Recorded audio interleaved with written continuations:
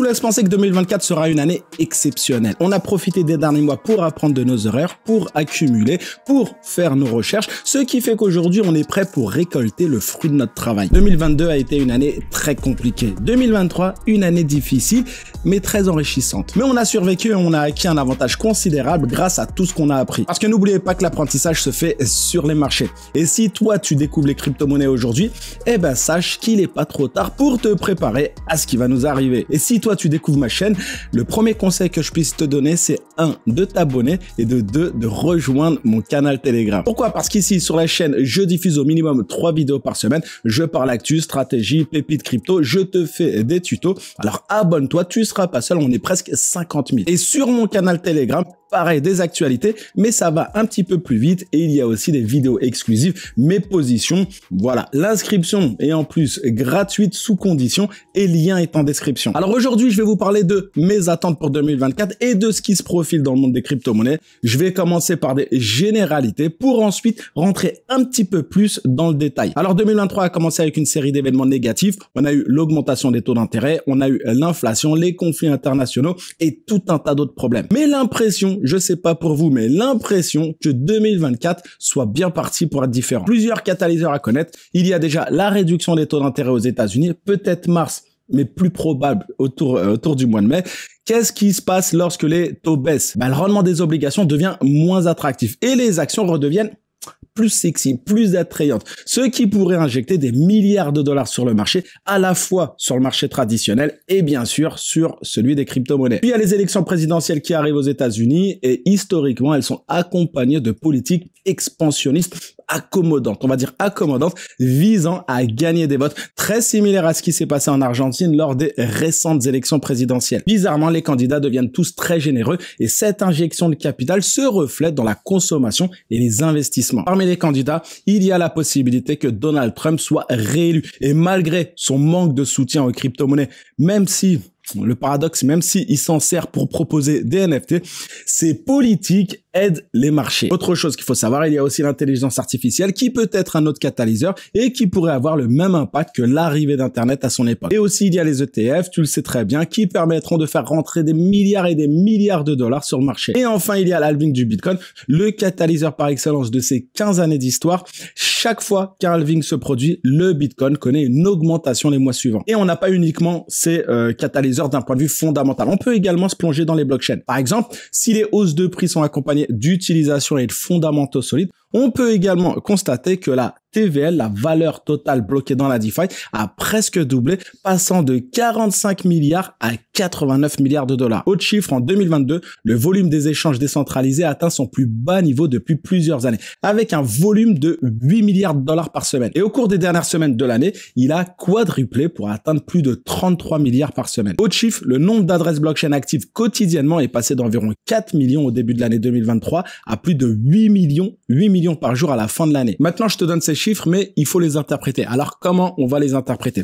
Eh ben, c'est très simple. L'argent revient dans l'écosystème. On peut également se dire que le bull run sera soutenu par une véritable utilisation des projets et des écosystèmes. Ce qui, c'est une bonne nouvelle parce que ça le rend durable et ça nous amène à penser que cette hausse des derniers mois qui a fait multiplier le prix du Bitcoin de plusieurs fois depuis son plus bas n'est pas seulement dû à de la manipulation. On peut se dire qu'il y a également autre chose. Donc 2024, tant au niveau macro qu'on-chain, les choses ont l'air de bien se dérouler. Mais bien sûr, vous savez comment ça se passe dans le monde des crypto-monnaies, tout n'est pas rose parce qu'il y aura évidemment des nouvelles négatives qui feront bouger les marchés de temps en temps. Et il faut aussi en tenir compte. Les manipulations, surtout en crypto-monnaie, continueront d'être monnaie courante. Ça existe depuis très longtemps et c'est pas maintenant que ça va changer. Il y a plein de points négatifs. Vous savez très bien, le monde des crypto-monnaies, c'est pas le monde des bisounours. Mais honnêtement, je pense que la pression réglementaire des principales économies est, selon moi, le plus gros point négatif. Il y aura du Fed par moment, vous savez très bien comment ça se passe. Puis, approbation ou non, la SEC continuera de traquer les crypto-monnaies. Il y a aussi des pays comme l'Inde qui continueront de les interdire. En Europe, on peut se dire que les politiques protectionnistes persisteront et on peut penser à la loi MiCA qui entrera bientôt en vigueur. Mais vous commencez à me connaître et j'aime bien voir les verres à moitié pleins.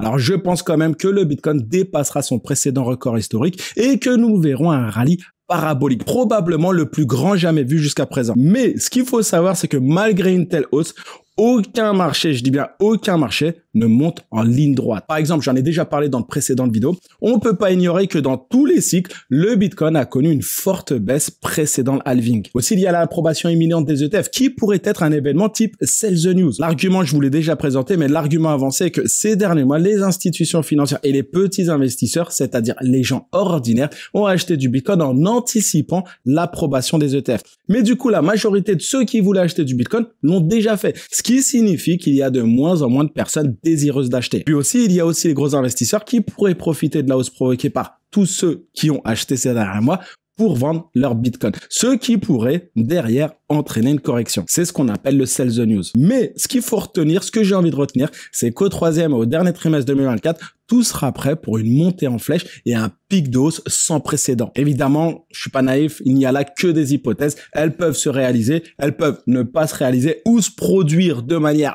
plus ou moins similaire, on verra. J'ai pas peur de me tromper et en plus je préfère tout envisager et en plus il est préférable d'investir en tenant compte de tous les scénarios possibles pour ne pas être pris au dépourvu. Maintenant parlons des altcoins. Mais avant, petite parenthèse, moins de 10 secondes, si tu es encore avec moi, si tu veux me donner de la force, si tu as appris quelque chose, si tu as aimé ce que tu as vu, enfin, peu importe la raison, like la vidéo, tu m'aideras à atteindre les 50 000 abonnés. C'est tout, on poursuit. Alors maintenant, parlons des altcoins. La première chose que je pense, c'est que celles qui ont brillé pendant le bear market seront celles qui monteront le plus. Pourquoi? Plusieurs raisons. Elles ont de meilleurs tokenomics à long terme, intègrent également de meilleurs incentives, il y a des meilleurs rendements, du burn, etc., etc. Elles ont réussi dans les pires conditions. Et j'ai envie de me dire que dans les bonnes conditions, dans de bonnes conditions, elles exploseront. Puis aussi, elles ont des graphiques sains. On peut se dire qu'il y a peu, voire pas de holders en perte par rapport à leur précédent investissement. On va prendre une crypto-monnaie comme exemple. On va citer le Cardano. Il y a tout un tas de personnes qui ont acheté du Cardano à $1 ou à $2. Et ben, parmi toutes ces personnes, il y a encore une fois tout un tas de personnes qui attendent que le Cardano atteigne ses prix pour récupérer leur investissement initial. Ce qui fait qu'il pourrait y avoir des ventes massives autour de ces zones-là. Encore une fois, c'est qu'un exemple. C'est juste pour te faire comprendre la logique. Mais en tout cas, voilà, sur les nouvelles crypto-monnaies, peut voir pas de holder en perte par rapport à leur précédent investissement. Et quand on peut penser à Celestia, Bitensor, Rollbit, Arbitrum, Optimism et bien d'autres qui ont des projets qui ont émergé dans les pires conditions de marché et à titre personnel, je suis sûr qu'elles continueront de briller. Par exemple, à titre personnel, vous le savez, c'est une information que je vous ai communiquée à plusieurs reprises, que ce soit ici ou sur mon groupe Telegram, j'ai de l'Arbitrum et j'ai du Optimism. Puis d'un autre côté, ça va, c'est un passage qui va pas plaire à certaines personnes, mais d'un autre côté, il y a tout un tas d'alcoons sur lesquels j'ai plus confiance. Je vais penser à celles du cycle précédent qui ont été listées avec une supply initiale très faible. Alors pourquoi j'ai plus confiance? Parce que je pense qu'il sera très difficile pour elles d'atteindre leur sommet précédent, voire de les surpasser, parce qu'elles se sont tellement diluées qu'il faudra une énorme injection de capital pour se rapprocher des prix passés. Elles peuvent connaître des rebonds, allez, on va être optimiste, elles peuvent connaître des rebonds, mais elles n'atteindront jamais leur sommet précédent. Sans transition, on passe sur un autre sujet. Une bonne façon de classer les altcoins, on peut le faire par niche ou par narratif. Je pense qu'il y a plusieurs narratifs qui connaîtront un énorme succès au cours des prochaines années et qui attireront les masses. Ethereum connaîtra une croissance phénoménale. Je vous en ai parlé dans la newsletter de la semaine dernière. Tu as le lien en description. Et là, je travaille actuellement sur la newsletter qui devrait arriver demain ou peut-être début de semaine prochaine. Je fais mes recherches. Mais en tout cas, voilà, Ethereum connaîtra une croissance phénoménale. Ce qui me pousse à être attentif sur Arbitrum et Optimism, je me répète. Il y a également Solana, j'en ai beaucoup parlé sur la chaîne. Puis, il y a d'autres réseaux comme Avalanche, Polygon, Invective et bien d'autres qui peuvent surperformer sur les prochains mois. Je vais pas rentrer dans le détail parce que j'ai fait des vidéos complètes altcoins. Je t'invite à les regarder. De toute façon, je t'en mettrai quelques-unes en description. Puis, les réglementations vont mettre fin aux contrats à terme dans tout un tas de pays et les DEX, les échanges décentralisés qui intègrent progressivement des contrats perpétuels, gagneront en popularité. Alors, suivez les DEX qui captent de plus en plus de volume de transactions et qui ont un token solide. Puis, il y a certains exchanges centralisés qui peuvent profiter du prochain bull run. Il y aura de plus en plus de personnes, ils auront besoin de passer par une plateforme. Voilà, il y aura des exchanges qui vont surperformer. On peut penser à BitGet, on peut penser à OKX, on peut penser, à Binance toujours. Mais voilà, pensez à étudier les tokens de ces exchanges. À titre personnel, je m'en cache pas, une plateforme que j'utilise tous les jours, c'est d'ailleurs la seule plateforme que j'utilise actuellement, c'est BitGet. Je vous ai montré comment j'ai acheté, je vous ai montré ma stratégie, je vous ai montré comment je vendais. Voilà, BitGet, c'est une plateforme sur lequel je suis entièrement satisfait. Et BitGet a son propre token, c'est le BGB. Il y a une vidéo, c'est sans doute même la vidéo la plus importante de ma chaîne. Je te la mettrai en description, je te la mettrai même à la fin du sujet d'aujourd'hui. N'hésite pas à la regarder. Ça accompagne ce que je viens de te dire sur BitGet. Je te parle de ma stratégie, je te parle voilà de tout un tas de choses. N'hésite surtout pas à la regarder. Et j'en profite également, si la plateforme t'intéresse, je suis obligé de te le dire, mais si la plateforme t'intéresse, tu as un lien en description qui peut te donner 10% de réduction sur tes frais de trading. Je poursuis. Les ETF, les banques et les grandes institutions entrent de plus en plus dans l'écosystème et auront besoin de toutes sortes de solutions et de facilités. Une solution, il y a la tokenisation d'actifs. Donc, accordez une grande attention aux RWA ou aux actifs du monde réel. Je vous avais fait une vidéo complète il y a quelques semaines, je te la mettrai également en description. Aussi, il y a l'intelligence artificielle et les crypto-monnaies qui sont liées à l'intelligence artificielle. Je pense qu'elles ont également beaucoup de potentiel et elles attirent toutes sortes d'investisseurs. Aussi, il y a les play to earn, mais quant à lui, le play to earn, lui, il évolue. Dans cette deuxième génération, nous verrons une adoption massive de certains projets qui parviendront à attirer les masses avec des jeux sympathiques, des jeux attrayants. Par exemple, je m'attends à ce que les paris soient l'un des secteurs les plus rentables de l'industrie. Aussi, il y a les meme coins qui continueront à avoir du succès, ils sont amusants et surtout les investisseurs sont convaincus que les meme coins sont la clé pour devenir riche du jour au lendemain. Et si vous voulez vraiment partir sur des meme coins, portez une attention particulière aux projets qui parviennent à créer les meilleures communautés. Le Shiba Inu et le PP par exemple avaient réussi à très bien le faire.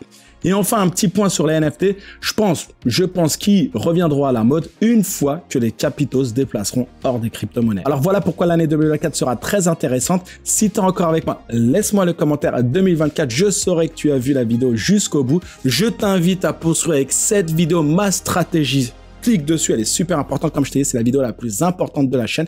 Ne me quitte pas sans liker la vidéo, ne me quitte pas sans t'abonner. Prends soin de toi et à bientôt.